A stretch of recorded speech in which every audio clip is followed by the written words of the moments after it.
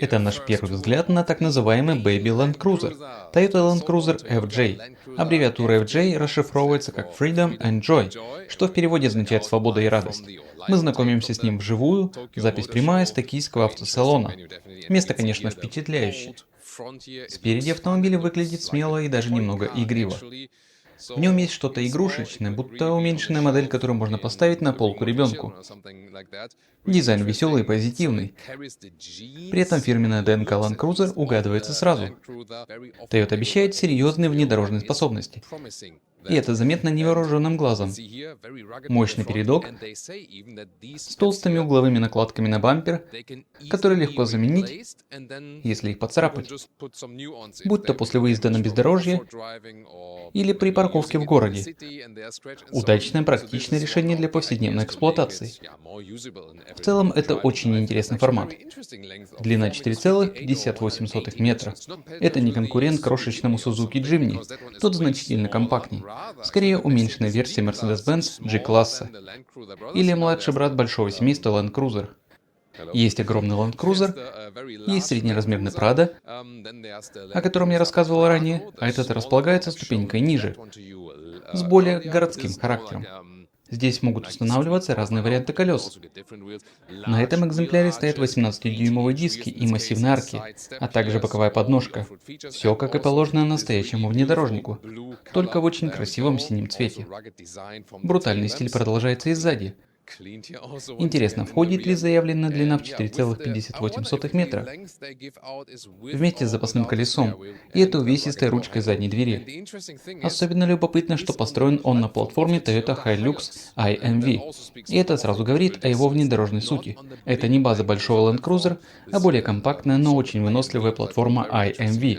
Разумный выбор для такого формата. Посмотрите, насколько он высокий и широкий. Пропорции почти квадратные. Внутри можно разместить практически все, что угодно. Единственное ограничение – длина. Все-таки машина не огромная. И, конечно, запаска на двери багажника. Классика жанра. Вон уже очередь выстроилась, чтобы сфотографировать корму. Послушаем звук закрывания двери. Приятный, плотный, по-внедорожному уверенный.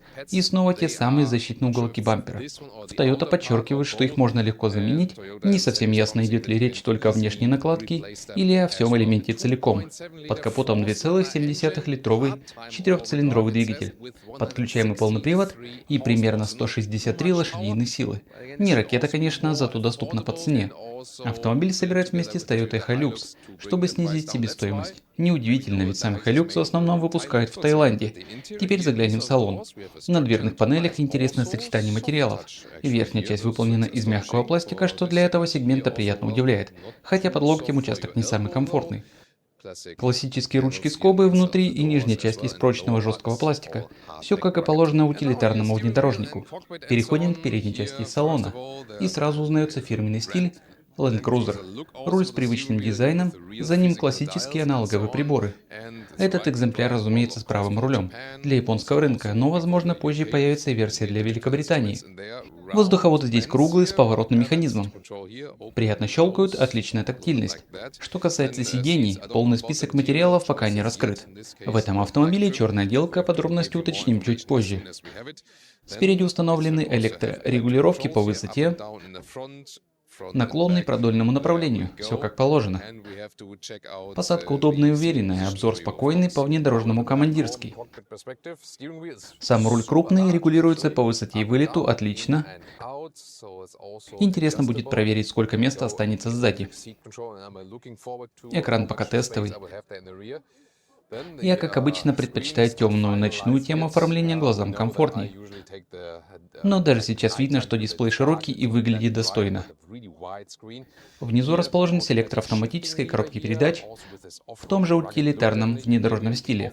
Рядом находятся настоящие кнопки для бездорожья, система помощи при спуске, переключатели полного привода с режимами 2H, 4H, 4L и даже блокировка заднего дифференциала. Все по-взрослому, полный набор. Есть разъем USB-C, классическая крутилка громкости, спасибо Toyota, и привычные физические органы управления климатом. Сейчас питание отключено, но регулировка работает вручную вот так, отлично. Люблю, когда все просто и понятно. В целом, салон производит крепкое основательное впечатление, но не лишен приятных деталей. Например, мягкая кожзамовая вставка на панели. Бардачок, правда, без доводчика, простоват, но терпимо. Здесь чувствуется характерная смесь. Прочность Hilux и немного люкса от старших Land Cruiser. Под центральной консолью много места для мелочей, еще один порт USB-C, и да, старая добрая ручная, и да, старый добрый ручник. Опускается вот так, по-механически, без всякой электроники. Подстаканники не адаптивные, зато крупные. Запас над головой отличный, все-таки машина высокая. Вот, пожалуйста, просторно, воздуха хватает. Теперь второй ряд. При моем росте 1,89 м над головой остается немного пространства. Но с передним сиденьем, настроенным под мой рост, для ног место уже впритык. Вылезая, но без запаса. Это компромисс за компактные размеры этой версии. Задний диван можно двигать вперед и назад. Сейчас он стоит в крайнем заднем положении. Перемещается одной рукой, не идеально удобно, но позволяет выбирать. Больше места для ног или больше объема багажника. И, конечно, спинку можно сложить вровень с полом. И вот уже получаем удлиненное грузовое пространство. Есть и высокий порожек. В целом, задняя часть получилась гибкой и функциональной. Машинка и правда забавная со своим характером. Если вы только подключились, напомню, аббревиатура FJ расшифровывается как Freedom and Joy – свобода и радость. Простая, но очень точная идея. Однако продаваться этот Land Cruiser FJ будет не везде. Основные рынки – Азия, Ближний Восток и Латинская Америка. Пока официальных планов по Европе или Северной Америке нет. Жаль, если честно, что его не планируют выпускать повсюду. Ведь по дизайну, уверен, многим бы он пришелся по душе. Вспомните, как отлично продавался Suzuki Jimny, хотя тот гораздо компактней. К тому же даже немецкие премиум-бренды уже присматриваются к этому сегменту. Mercedes, например, разрабатывает уменьшенную версию G-класса. Да-да, маленький Геленваген. Хотя и обычный-то не назовешь большим. BMW тоже исследует нишу таких компактных внедорожников со стилем.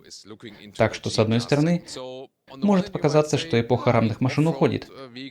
Но с другой, все больше автопроизводителей уверены. Людям по-прежнему хочется автомобилей, которые одинаково уверенно чувствуют себя и на асфальте, и за его пределами. А вы как думаете, хотели бы такое у себя в стране? Взяли бы его ради внешности, просто потому что классно выглядит, или действительно выезжали бы на нем на бездорожье? Напишите, что думаете о Land Cruiser FJ.